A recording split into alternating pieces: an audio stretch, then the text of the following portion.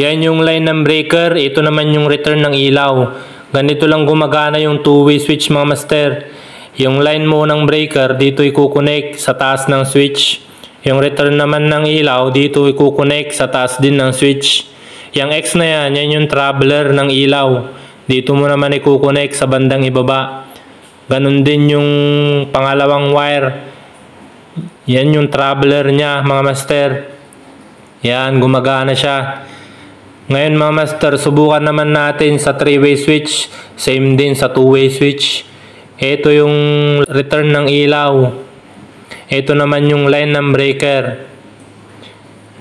Ganun din sa kabila. Yan yung return ng ilaw. Ito naman yung line ng breaker. Subukan naman natin ang actual dito sa switch ng 3-way switch. Yan, dito natin i-connect yung return ng ilaw sa taas.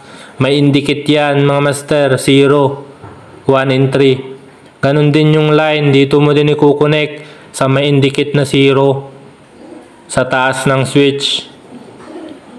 Yung traveler niya mga master, yung X na yan, dito mo naman i-connect sa may indicate na 1 and 3 sa bandang ibaba.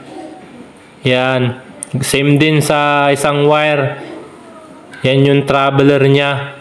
Ngayon, subukan natin kung gumagana yung 3-way switch. Open natin yung breaker. Switch natin. Yan. Ganyan lang mag-wiring ng 2-way at 3-way switch.